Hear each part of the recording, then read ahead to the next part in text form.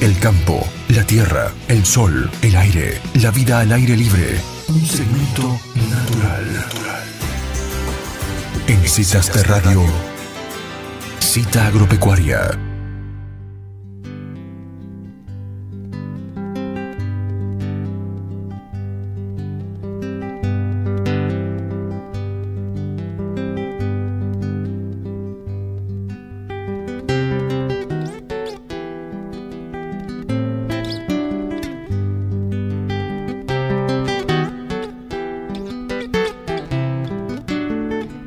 En la cita agropecuaria del día de hoy tenemos el agrado de estar conversando con Ignacio Zubizarreta.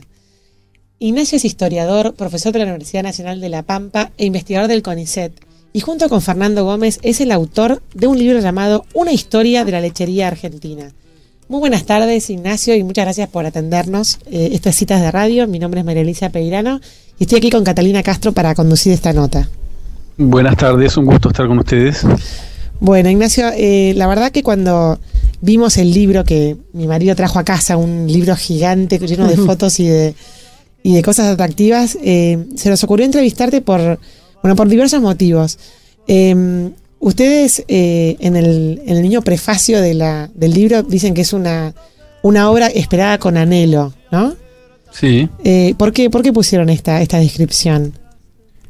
Bueno, en el fondo porque primero que para entenderse, digamos, de manera identitaria, es importante conocer de dónde venimos. Uh-huh. Y paradójicamente la lechería, que es un sector muy importante, muy grande, que da mucho trabajo, que da mucho trabajo numéricamente a muchas personas y demás, sin embargo es una actividad que, a diferencia de otras como la ganadería, no ha tenido una historia, digamos. Ha tenido cosas muy parciales, muy fragmentarias, pero no ha tenido una historia en el sentido grande de la palabra, es decir, una historia de la lechería en Argentina. Uh-huh. De manera global, no existe nada parecido. Entonces, un poco por ese lado venía, es decir, es algo completamente inédito, si se quiere. Claro.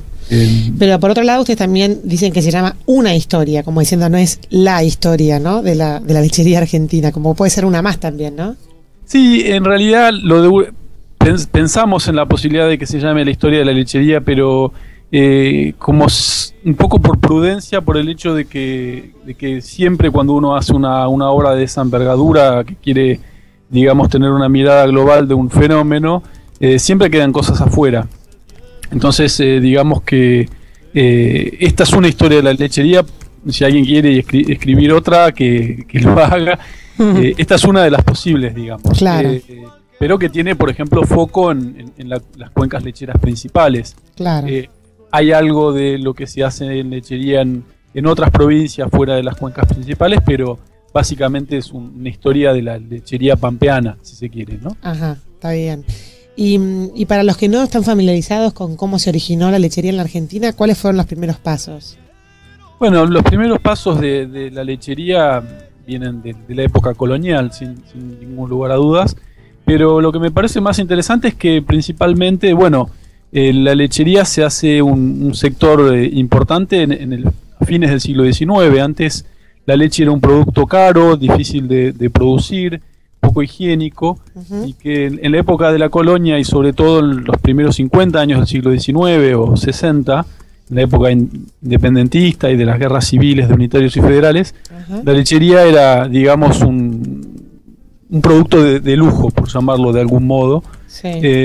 Y no había una costumbre, había vacas, había con qué hacer leche, pero no había costumbre de producirla ni de consumirla. Ajá. Entonces, cuando empezó a poner de moda el café, sobre todo en las grandes ciudades, principalmente en Buenos Aires, se la empezó a usar para cortar el café, para, digamos, hacer leche chocolatada, pero era ocasionalmente. Había algunos consumidores, un poco de manteca se hacía, un poco de queso, pero era ocasionalmente, no había una producción sistemática, ¿sí? El lechero, digamos, era una persona muy rústica en general, y que en ese periodo no se, digamos, prestaba atención a los rudimentos más elementales de la higiene. Claro. Y la producción se empezó a sistematizar cuando Argentina se hace un país productor masivo, recibe inmigración también masiva de los países europeos, y son estos inmigrantes europeos que en gran parte y en gran medida empiezan a exigir un consumo de leche y por ende se empieza a producir cada vez más y mejor hacia fines del siglo XIX. Porque en Europa ya se producía de una manera un poco más, digamos, colectiva. Sí, depende en qué partes de Europa. Por eso hay partes de Europa donde también hay tradición lechera y hay otras donde la lechería empieza a tomar mayor importancia también a mediados o fines del siglo XIX. Países con tradición lechera son los países escandinavos, Alemania, Holanda, los países más del norte. En los países mediterráneos no hay una tradición lechera tan importante. Y justamente, curiosamente, en realidad la mayoría de la inmigración que viene de la Argentina es de estos países más mediterráneos, no tanto de los países escandinavos o del norte. Pero sin embargo es en esa época que también en Europa, obviamente que en Europa también hay una tradición en general lechera más importante que en Argentina, es decir, en España, en Italia se hacen quesos que todos conocemos, claro. Pero lo que empieza a producirse hacia fines del siglo XIX es un consumo de leche sistemático, y para consumo la leche fluida, si se quiere, y que también tiene que ver con que empieza a ser considerada como un elemento de primera necesidad y que se la relaciona con la salud, es decir, es un producto saludable. Obviamente que lo es y lo era, pero para que pudiese serlo, también había que empezar a producir y vender leche en condiciones de higiene aceptables, claro. Que era lo que no estaba sucediendo hasta ese momento. ¿La pasteurización más o menos en qué año llegó aquí a la Argentina? Eso es un proceso medio lento, pero sí, también entre fines del siglo XIX, ya para principios del XX ya se había empezado a sistematizar y la irían adquiriendo la mayoría de las empresas importantes de producción lechera. ¿Qué tal, Ignacio? Catalina soy. Mucho gusto. ¿Qué es lo que te lleva a vos a escribir sobre la historia de la lechería? ¿Has vivido en el campo o tenés algún contacto con el sector que te llevó a escribir este libro? Sí, en realidad sí, yo me fui a mediados del 2000, en el 2006, me fui a hacer un doctorado a Francia y después, bueno, lo terminé en Alemania, pero mis temas de investigación de base y duros tienen que ver con historia política del siglo XIX. Y en realidad no tenía ningún vínculo con la historia agraria o con la historia de la lechería, pero cuando volví del doctorado, sobre todo en un momento en el que en realidad estaba muy recién llegado y estaba abierto a posibilidades de trabajo, un poco por casualidad, y ahí está el vínculo, mi padre, que es ingeniero agrónomo, Javier Zubizarreta, entra en Quelauquen. Se había enterado que la editorial Inforcampo estaba queriendo organizar una investigación para realizar un libro de la historia de la lechería. Entonces ese fue el vínculo y bueno, digamos que si a priori yo no conocía mucho del tema, tenía cierto cariño con la producción lechera. O sea, viví en Francia, me encantan los quesos, me gustan mucho los productos de la lechería. Mi padre tuvo una fábrica de quesos, es especializado en lechería como ingeniero agrónomo, su profesión. Entonces, sí, tengo un vínculo familiar, obviamente, y yo viví en Trenquelauquen hasta los 18 años. Trenquelauquen es una cuenca lechera muy importante. Y entonces se me ofreció eso y dije, bueno, ¿por qué no? Y en realidad a partir de ese momento, que habrá sido 2009, si no me equivoco, más o menos, me empecé con este colega Fernando Gómez, con quien coescribí el libro, a meterme en el tema, que fue muy lindo, recorrer algunas cuencas lecheras, hacer entrevistas, ir a los archivos, buscar material, y sobre todo esto, armar una periodización de la historia de la lechería, que no existe. Entonces fue interesante porque incursionamos en un terreno bastante virgen. ¿Y en el libro hay algún tipo de investigación o vinculación entre la política o el poder político y el sector lechero, las relaciones, cómo han ido variando? Totalmente, sí. En el siglo XIX básicamente no hay una intervención muy fuerte del Estado en la producción lechera y el consumo. Eso se empieza a reforzar más o menos en los años 1870. De allí en adelante el Estado tiene un rol cada vez más preponderante en el más amplio sentido de la palabra, sí. Pero puntualmente para el caso de la lechería ya empieza a haber una presión cada vez mayor en un periodo de auge del higienismo para que se produzca y se venda leche en buenas condiciones. O sea, el primer paso importante del Estado en relación a la lechería tiene que ver con esto, con el control de una higiene mínima para la producción y venta, ¿no? Ya después en el siglo XX no, tenemos, digamos, la cosa se va complicando mucho más y el Estado tiene cada vez mayor inferencia en lo que tiene que ver con la producción y la venta, en materia de intervención de precios y bueno, cortando, abriendo, digamos, las exportaciones, las importaciones. Claro. Entonces el Estado tiene otra presencia en el siglo XX, ¿no? Claro. Ignacio, ¿y cuánto tiempo les llevó a escribir este libro con Fernando? Bastante, en realidad bastante más de lo que pensábamos. Yo creo que más o menos 2 años y medio entre que empezamos a investigar y lo terminamos de escribir. Está bien. Sobre todo por eso que les decía, no hay muchos antecedentes. Entonces uno va descubriendo que el mundo es cada vez más amplio y si hubiésemos tenido más tiempo hubiésemos seguido trabajando. Los libros en historia son como las tesis, digamos. Uno, sí. Digamos, no termina más en realidad.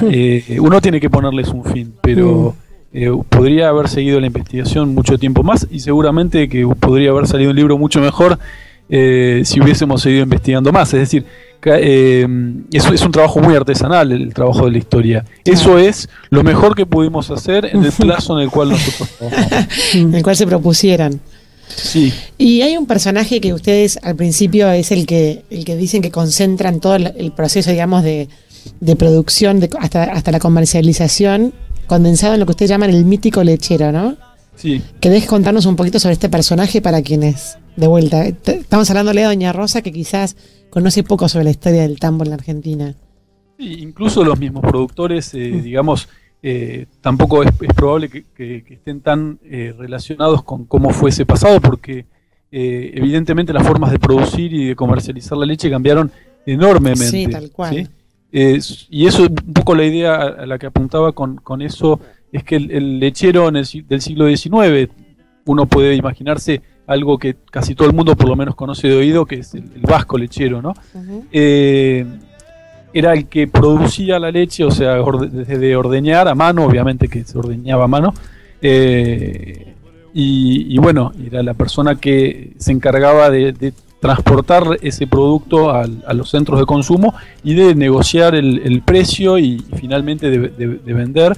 Y en muchos casos también el que extraía era el que hacía, digamos, la crema o en algunos casos el queso, y también se encargaba de vender. Es decir, toda la cadena de comercialización desde que se inicia hasta que se termina pasaba por una sola persona. Eso es lo que cambia a fines del siglo XIX y sobre todo con el surgimiento de la industria moderna lechera, que en ese caso el rol principal lo va a pasar del lechero vasco a estos digamos industriales de la lechería, que el primero y más conocido fue Vicente Casares, que fue el que creó la Martona, que la gente que es más grande seguramente se acuerda de qué es lo que fue la Martona, ¿no? Es decir, claro, es el antecedente más directo digamos, es lo que hoy en día es la Serenísima o Sancor, pero de fines del siglo XIX. Claro, vendría a ser un equivalente en esa época.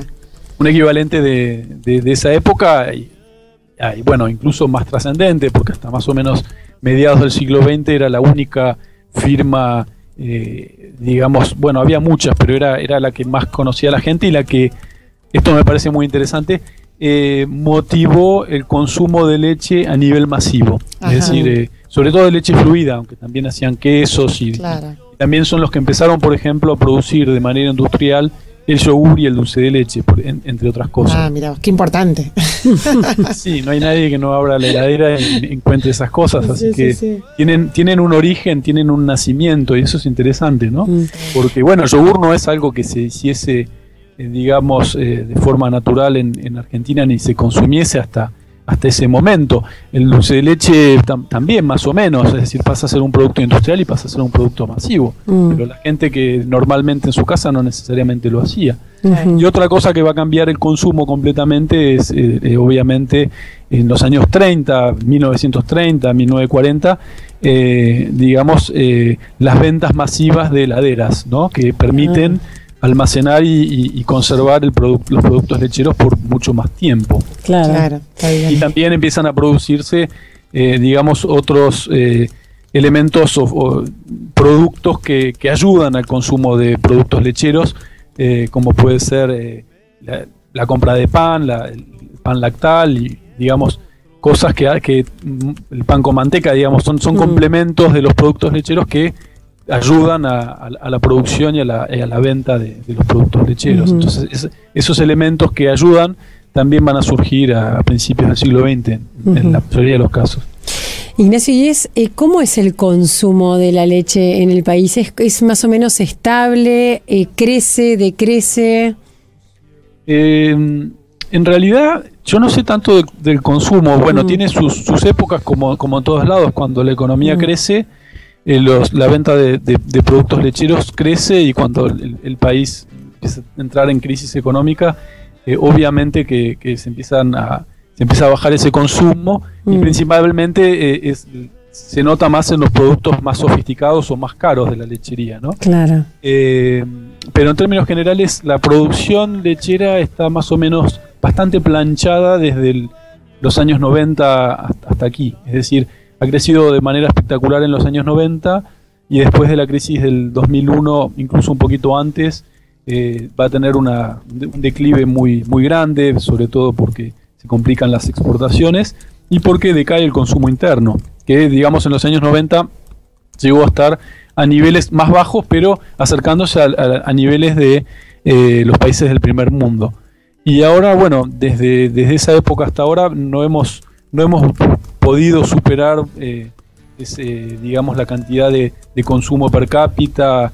Desde los 90 hasta ahora se ha planchado bastante, digamos, la producción y el consumo, aunque se ha recuperado obviamente de lo peor que fue del año 2000 al 2004. Claro. Ignacio, y cuando hablamos de lechería, ¿el libro se basa básicamente en lechería vacuna, digamos, de vacas, o también abarcan, por ejemplo, lechería de ovejas o de cabras? No, de vaca. Solamente de vaca. Es tan ínfimo lo que hay en relación a otro tipo de lecherías, no es por desmerecerlo, lamentablemente, porque me encanta todo ese tipo de, o sea, los quesos de cabra o los productos de otro tipo de leche. Claro, pero claro. En realidad es muy poquito lo que se hace, y bueno, nos hemos centrado en lo que es más masivo, lo que es más industrial, sobre todo que es la lechería de vaca, ¿no? Claro. Y la última pregunta, y con esto terminamos, el tema de la raza Holanda, que se identifica muchísimo con la raza lechera por excelencia, bueno, también está la vaca Jersey, pero históricamente se ordeñaba cualquier raza, y después de a poquito se fue definiendo. ¿Cuándo fue, digamos, esa evolución, esa selección hacia una raza lechera en particular? Sí, ese tipo de procesos son procesos muy lentos, en realidad. Obviamente que a principios del siglo XIX se ordeñaba lo que había, que eran unas vacas muy, muy básicas, muy elementales. Cada vaca producía por ahí 2 litros de leche por día. Hoy en día a eso hay que multiplicarlo por 10, lo que produce una vaca, por ejemplo. Y eso tiene que ver con la mejoría genética que se fue dando desde mediados del siglo XIX en adelante, y más que nada a partir de principios del siglo XX, donde esa mejoría genética se va introduciendo principalmente por las grandes fábricas, o es decir, eran los que importaban la genética, Vicente Casares, que esto hay que entenderlo en el contexto de una mejoría genética general de la ganadería argentina, claro, para producir, digamos, de la carne, de todo tipo de, digamos, animal que sirviese para, bueno, el ganado en general va mejorando, el lanar también, es decir, sobre todo la segunda mitad del siglo XIX y principio del XX, pero hasta todo, digamos, el trayecto del siglo XX fue una lenta mejoría de la genética de la vaca, ¿no? Entonces, en realidad se puede indicar más o menos un momento donde eso comenzó, pero básicamente todo el siglo XX fue un proceso de mejora genética hasta encontrar, digamos, el prototipo que digamos predomina actualmente. Claro, claro. Que es la vaca holando argentino, que es la que todo el mundo más o menos ubica blanca y con manchas negras. Claro. Eso que uno ve y da por hecho cuando por ahí va en la ruta y mira, en realidad detrás de eso hay muchos años de trabajo de un montón de personas muy preocupadas por tratar de que la mejora genética implicara una mejora, un mayor rendimiento de la leche, claro, en cantidad, digamos, por vaca, que eso es lo que se ha buscado, ¿no? Sí, sí, sí. Bueno, Ignacio, ¿y la gente que querría conseguir este libro, dónde lo puede hacer? En realidad, bueno, no es un libro que se venda en cualquier librería, eso sin ninguna duda, pero entiendo que en la página de Inforcampo se puede conseguir el libro, es decir, se compra, pero no es un libro que uno va a una librería y lo consigue, es un libro evidentemente que lo publicó una casa editorial y que lo vende ella directamente, claro, ¿sí? Que es Inforcampo, es la página, bueno, no la sé la página. Debe ser tipo de Inforcampo, pero después la vamos a publicar. Digamos, evidentemente el libro ha llegado a las manos indicadas a las personas que realmente les interesa. Por eso no es un libro masivo, pero bueno, a las personas que les pueda llegar a interesar, cualquier cosa se contactan con ustedes y yo les puedo dar el dato exacto, pero sí es la página de Inforcampo, ahí hay un mail al que se puede escribir para pedir, claro, el libro. Perfecto. Pero sí, es un libro que me parece, y con esto cerrando, fue pensado muy amigable para la gente que está vinculada con la lechería. No es un libro ni improvisado ni aburridamente académico, sino que es un libro que fue pensado por las imágenes, por cómo está redactado y demás, para que sea atractivo de leer y sobre todo amigable a las personas que están vinculadas a la lechería, y que me parece importante que sean conscientes de todo lo que hay detrás de cosas que los productores actuales dan por hecho por ahí o están acostumbrados al día a día, pero que detrás de cada cosa que hacen, de cada cosita, hay una cantidad de know-how y de conocimiento que se fue adquiriendo, y de trabajo y de esfuerzo en muchos años, en 200 años, ¿no? Claro, tal cual. Bueno, Ignacio, la verdad que es súper interesante. Muchísimas gracias por esta comunicación y quedamos en contacto. Dale, un gusto grande, así que bueno, espero haber sido útil y más o menos claro. Sí, clarísimo. Las explicaciones, por ahí hablo un poco rápido, pero... No, estuvo muy bien. Bueno, muchísimas gracias, Ignacio. Bueno, gracias a ustedes. Adiós. Chao, hasta luego.